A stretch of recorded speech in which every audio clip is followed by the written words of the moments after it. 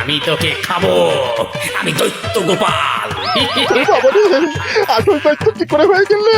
পালাই, ঘটা ওঠ। পালিয়ে কোথাও যেতে পারবি না, আমি তোকে খাবো। বাঁচাও, বাঁচাও। কি হলো? বটা কোথায়? এ বটা, বটা, এ কি হলো তোর? কোথায় গেলি? দৈত্য গোপাল আমাকে ধরে নিয়ে যাচ্ছে। মানে এটা কি? হ্যাঁ? আমি গোপাল দৈত্য। আজ রাতে বটাকে কলাত্থ করনি আমার ভোজন। কাল তোর পালা। ওরে বাবা রে, কি কাণ্ড! আর বলিস না, তোদের গিন্নিমা আজকে চুনো মাছের চচ্চড়িটা যা বানিয়েছিল না, পুরো মাখন। গিন্নিমাতে এতদিন জানতাম সরষের তেল দিয়ে রান্না করতো, এখন কি মাখন দিয়ে রান্না করছেন নাকি? আরে দূর, মাখন দিয়ে রান্না করবে কেন? যাই হোক, বাদ দে। উফ, বিকেল বেলা আমাদের বাড়িতে চলে আসিস, তেলে ভাজা দিয়ে মুড়ি খাবো। আর সাথে একটু পেঁয়াজ কুচি আর শসা থাকলে একেবারে জমে যাবে। এ কি মন্ত্রী, তুমি এখানে দাঁড়িয়ে দাঁড়িয়ে গল্প করছো? কোনো কাজ নেই? রাজসভা তো একটু পরে শুরু হবে, তাই একটু ফাঁকা সময়ে। বুঝেছি। বেশি বকবক না করে রাজসভা এসো, আজকে একটা গুরুত্বপূর্ণ আলোচনা আছে। ঠিক আছে, আমি আসছি। তাহলে বিকেলে চলে আসিস। হ্যাঁ হ্যাঁ মন্ত্রী মশাই, একদম চিন্তা করবেন না।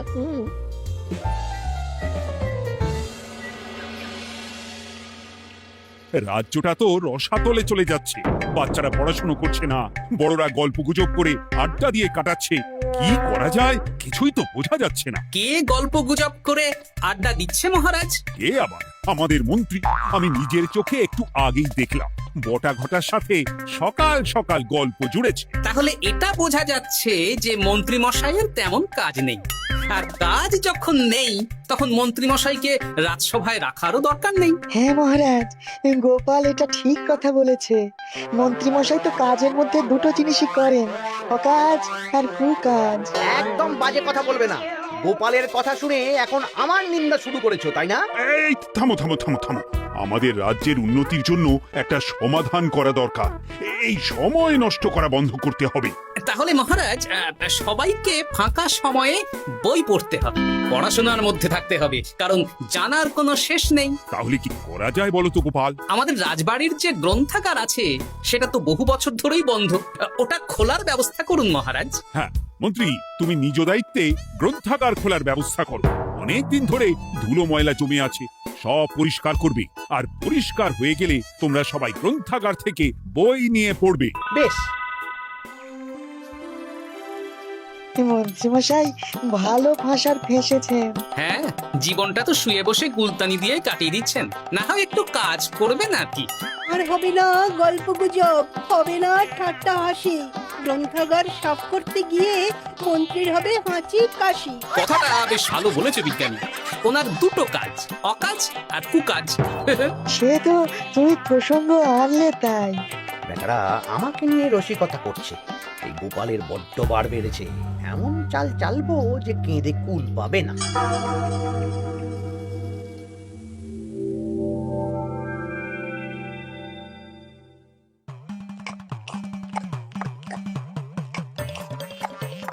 বেশ সুখে ছিলাম, কিন্তু হঠাৎ করে গোপাল আর মহারাজের সহ্য হলো না, চাপে পড়ে গেলাম। আমরা আপনাকে চাপমুক্ত করব, বলুন কি করতে হবে? আমি সব ভাবনা চিন্তা করে ফেলেছি, এখন তোদের আমার কথা মতন কাজ করতে হবে। আসতে পারি মন্ত্রী মশাই? হ্যাঁ, এসো এসো। ইনি তো চিত্রশিল্পী, এনাকে দিয়ে কি হবে? ইনি তো আসল কাজ করবেন। শোনো, তা গোপালকে ভালো করে দেখে নিয়েছো তো? বিলক্ষণ। একটা পাতায় গোপালের ছবি আঁকতে হবে, ওপরে লেখা থাকবে কৃষ্ণনগরের ভবিষ্যৎ। একই, গোপাল তো আপনার শত্রু, গোপালকে নিয়ে বই লিখতেন কেন? আমি বলছি, একটা পাতায় গোপালের একটা ছবি আঁকা হবে, যেখানে গোপালকে দৈত্য হিসেবে দেখানো হবে। বড় বড় দাঁত, বড় বড় কুলোর মতো কান। শোনো, নিচে একটু ফাঁকা রাখবে, যা লেখার আমি পরে লিখে দেব।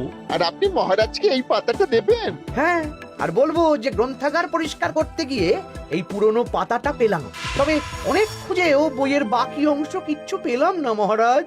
মহারাজ ওখানে দৈত্য বেশি গোপালকে দেখে ভাবতেন রাজ্যের বড় বিপদ আসতে পারে, আর গোপালকে কোনো কারণ ছাড়াই তাড়িয়ে দেবেন। একদম তাই। কিন্তু একটা সমস্যা আছে। আবার কি সমস্যা? পুরনো পাতা বোঝাবেন কি করে?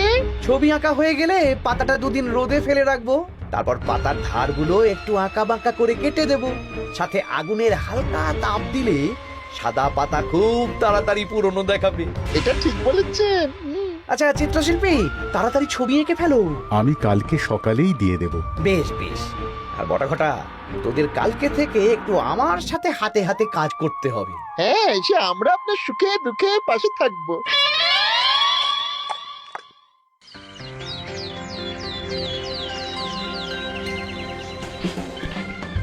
ওপরের তাকগুলো পরিষ্কার কর, ওপরের বইগুলো বড্ড ময়লা। কি মন্ত্রী, কাজ হচ্ছে? কাজ করছেন না, বরং কাজ করাচ্ছেন। কাজ হওয়া নিয়ে দরকার, যে আমি করি বা অন্য লোক, তাতে কি যায় আসে? যায় আসে মন্ত্রী মশাই। আমাদের এই গ্রন্থাগারে এত দামি দামি প্রাচীন দুষ্প্রাপ্য বই আছে, যদি কোনো বই চুরি হয়ে যায় তার দায় কে নেবে? এটা গোপাল ঠিক বলেছে। আমি তো এখানেই আছি, বটা ঘটা সাহস আছে নাকি বই সরানোর? বেশ, তাহলেই ভালো। চলো গোপাল, পাঠশালায় গিয়ে দেখে আসি আজকে কেমন পড়াশুনো চলছে। গোপাল আমাদের ঘুরিয়ে চোর বললো মন্ত্রী মশাই, আর আপনি প্রতিবাদ করলেন না। প্রতিবাদ কি? গোপালকেই দুদিন পরে রাজ্য থেকে বার করে দেব।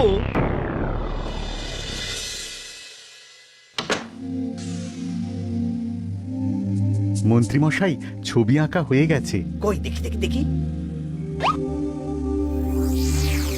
বাস, এই তো চাই। এই ছবি দেখে মহারাজ চমকে যাবে। এবার পাতা পুরনো করার কাজটা করে ফেললেই কেল্লা ফতে।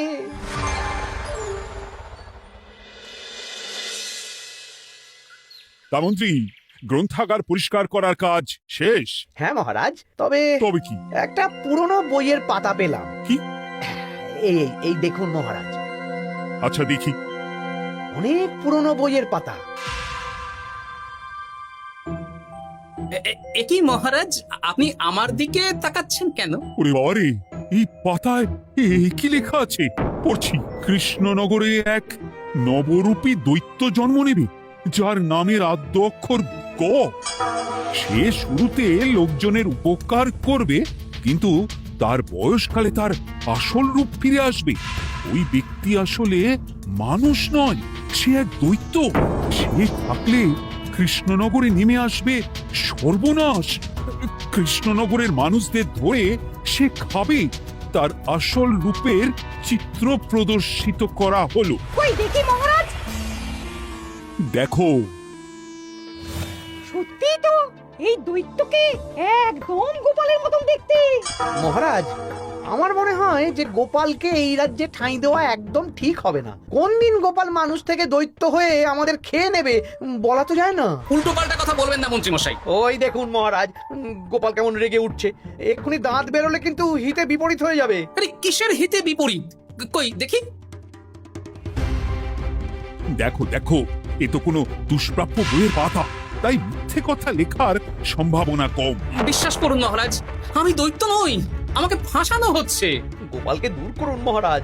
কোনো অঘটন ঘটে গেলে কিন্তু আমাকে বলতে পারবেন না যে আমি আগে থেকে সাবধান করিনি। হ্যাঁ গোপাল, তুমি আর এই রাজ্যে থেকো না, আজ রাত্রেই চলে যাও। আমি জানি তো মানুষ অবস্থায় অনেক উপকার করেছো বা করছো, কিন্তু দৈত্য হয়ে উঠলে তখন রাজ্যের মানুষকে কি জবাবদিহি করব বলো? বিশ্বাস করুন মহারাজ, আমি মানুষ। চুপ! এই কে আছো? গোপালকে ঘাট ধাক্কা দিয়ে বের করে দাও। যেন আজকের পর এই রাজ্যে আর না দেখি। মহারাজ এসব বিশ্বাস করলেন? মন্ত্রী মশাই জোর খাটালেন যে, কি আর করা যাবে। এখন যতদিন না কোনো উপায় হচ্ছে, এই রাজ্যের বাইরেই থাকতে হবে। তবে তবে কি? একটা সন্দেহ হচ্ছে বুঝলে। আগের বছর যখন বেতন বেড়েছিল, রাজসভা থেকে একটা চিঠি দিয়েছে, সেটা আছে? হ্যাঁ, আছে তো। দাও তো, যাওয়ার পথে একটু বিজ্ঞানীর বাড়িতে যাব বুঝলে।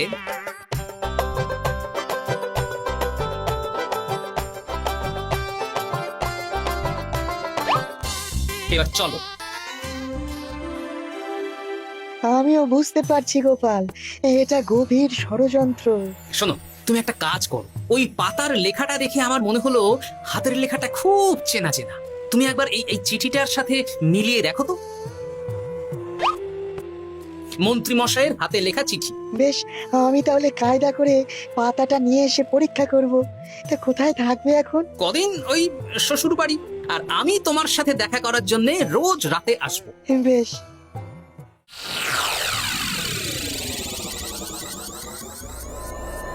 আসতে পারি মহারাজ? বিজ্ঞানী, এসো এসো এসো। বলছি মহারাজ, পাতাটা চাই, আজকে রাতের জন্য দেবেন? হ্যাঁ, নিয়ে যাও নিয়ে যাও। ওই পাতা দেখলেই আমার ভয় লাগছে।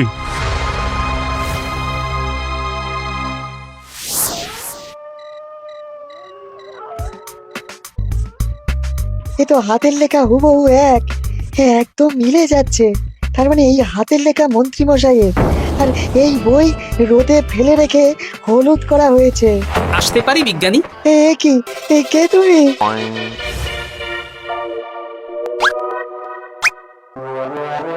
গিন্নির পুরনো শাড়ি পরে নারী সেজে এলাম, কেউ জানতে পারলেই বিপদ। এ কোনো বিপদ নেই, তোমাকে মন্ত্রী মশাই ফাঁসিয়েছেন। ওনারই হাতের লেখা, আর ওটা রোদে ফেলে আর উষ্ণ তাপে রেখে পাতা হলুদ করা হয়েছে। জানতাম এইরকমই কিছু একটা হবে। তাহলে কালকে সকালেই রাজসভায় সব খোলসা করে দিই। না না, তার আগে মন্ত্রী মশাইকে একটু নাচাবো। কিভাবে? আমি দৈত্য সাজবো আর মন্ত্রীকে ভয় দেখাবো। আগে বটাকে দেখাবো, তারপর ঘটাকে, শেষে মন্ত্রীকে। ভালো মজা হবে, আমি তোমার পাশে আছি। তাহলে তাহলে এখনই সাজগোজ করে ফেলি, বুঝলে? তুমি একটা চাদর মুড়ি দিয়ে আমার সাথে বটা ঘটার বাড়িতে যাবে এখন। আচ্ছা।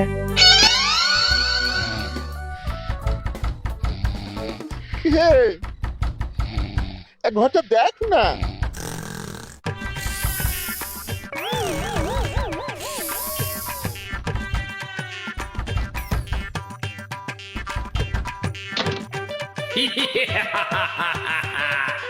আমি তোকে খাবো, আমি দৈত্য গোপাল।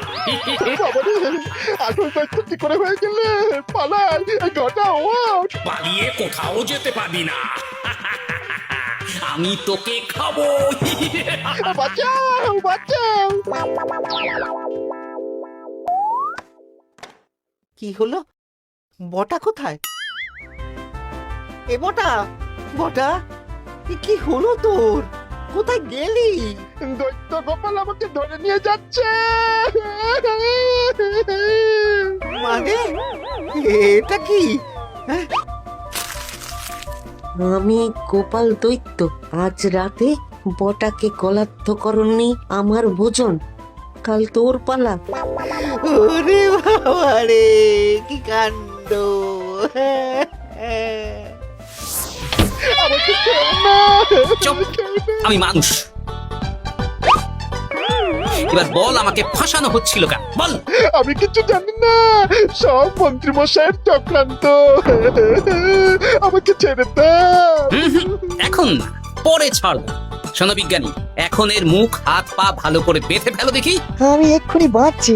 আর ভোরবেলা একটা কাজ করতে হবে, আমার কয়েকটা নাতি নাতনিকে তোমার বাড়িতে নিয়ে আসবো, আর তারপর আচ্ছা। আমি এখন চললাম, দরজাটা ভালো করে বন্ধ রেখো।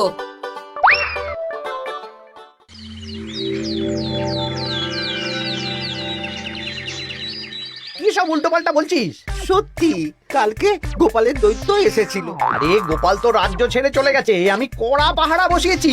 গোপাল এই রাজ্যে আর ঢুকতেই পারবে না। কিন্তু ওর দৈত্য এসেছিল। আরে দূর, তুই স্বপ্ন দেখেছিস। সকাল সকাল মাথা খারাপ করাস না ঘটা, কাজ আছে। সত্যি বলছি। চুপ।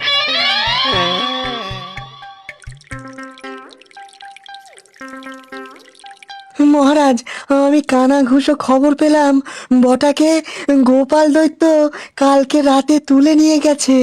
হ্যাঁ, আমিও তো তাই শুনলাম। কি সর্বনেশে দিন এলো! এতদিন তো এই বিপদ ছিল না। কালকে গোপালকে তাড়িয়ে দেওয়ার পরেই গোপাল দৈত্য হয়ে সব শুরু করলো নাকি? আরে দূর দূর, আরে গোপাল দৈত্য হবে কি করে? মানে তুমি তো ওই পাতাটা দেখিয়ে বললে। ইয়ে না, মানে আমি বলতে চাইছি যে মহারাজ, গোপাল দৈত্য হয়ে এই রাজ্যে বিপদ আনতে পারে, কিন্তু সেটা তো এই রাজ্যে থাকাকালীন। এখন তো রাজ্যেই নেই, তাহলে আমি তো এর মাথা মুন্ডু কিছুই বুঝতে পারছি না। সর্বনাশ হয়ে গেছে মহারাজ। কি হলো পুঁটি বাবা? আজ সকালে গোপাল দাদার মতন দেখতে একটা দৈত্য এসেছিল আমাদের বাড়িতে, আর পুঁটি ট্যাপা পুচকে তুলে নিয়ে গেছে। এবার আমাদের কি হবে মহারাজ? এ কি সর্বনেশে কাণ্ড রে বাবা! দূর, কি সব বলছো? সত্যি পুঁটির মা সকাল থেকে কাঁদছে, সকাল থেকে। আজকে ওরা তিনজন পাঠশালাতেও আসেনি। এই সেরেছে। মহারাজ, গোপালকে তাড়ানোর পর থেকে তো দেখছি বিপদ শুরু হলো। এতদিন তো কোনো বিপদ ছিল না। সেনাপতি, তুমি তোমার প্রহরীতে নিয়ে গোপাল দৈত্যকে খুঁজে বের করার চেষ্টা করো। আচ্ছা মহারাজ। আর এই যে মন্ত্রী, বলুন মহারাজ। আজ থেকে রাজ্যের সব দোকান, বাজার, হাট অনির্দিষ্টকালের জন্য বন্ধ থাকবে। সবাই বাড়িতে থাকো, ঢেঁড়া পিটিয়ে দাও।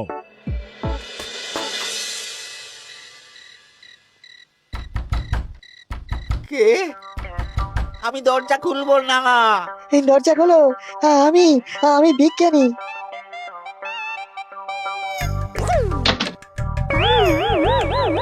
এবার আমি তোকে খাবো। আমাকে ছেড়ে দাও, আমাকে ছেড়ে দাও, ছেড়ে দাও, আমাকে আমাকে ছেড়ে দাও। ছেড়ে না, ছিঁড়ে খাবো।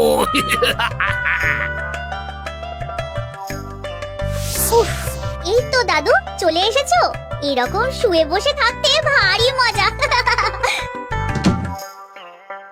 এ কি বটা, তোর কিছু হয়নি? না না, কাল একটু ভয় পেয়েছিলাম। না, কিছু হবেও না। এই মন্ত্রীর সব চক্রান্ত ধরা পড়ে গেছে। আমি চাইলেই মহারাজের কাছে মন্ত্রীর নিজের হাতের লেখা বইয়ের ব্যাপারে বলতে পারতাম, কিন্তু কিন্তু আমি চাই মন্ত্রী মশাই নিজের মুখে নিজের দোষ স্বীকার করুক। আর সেটা করানোর দায়িত্ব তোর হাতে। আমি কি করব? কাল সকালে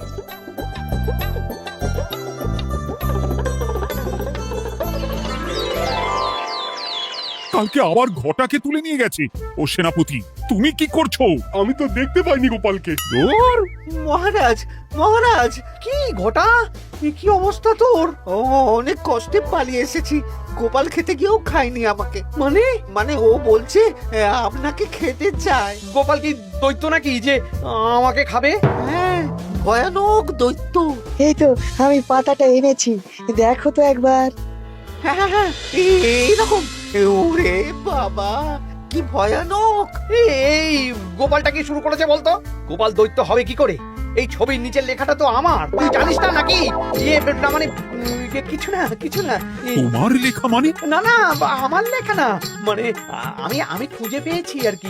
আপনি সত্যি না বললে আমার কাছে কিছু প্রমাণও আছে মন্ত্রী মশাই, যে এই পাতার লেখাটা আপনার। হ্যাঁ, এটা মন্ত্রী মশাইয়ের লেখা, আমি সব জানি। এই তোকে বলতে বলেছি। না না না না না, এবার আমি বলবই। আগে আমার প্রাণ, তারপর আপনার মান। মন্ত্রী মশাই এই পাতাটা নিজে লিখেছেন, আর গোপালের ওই ভয়ানক ছবি একজনকে দিয়ে আঁকিয়েছেন। রোদে রেখে ও আগুনে উষ্ণ তাপে পাতাটা হলুদ করেছেন, আর ধারগুলো আঁকা বাঁকা করে কেটেছেন যাতে দেখে পুরনো মনে হয়। সব বাজে কথা। কোনো বাজে কথা না। এই দেখুন মহারাজ, মন্ত্রীর হাতের লেখা একটা চিঠি আর বইয়ের লেখা একদম এক।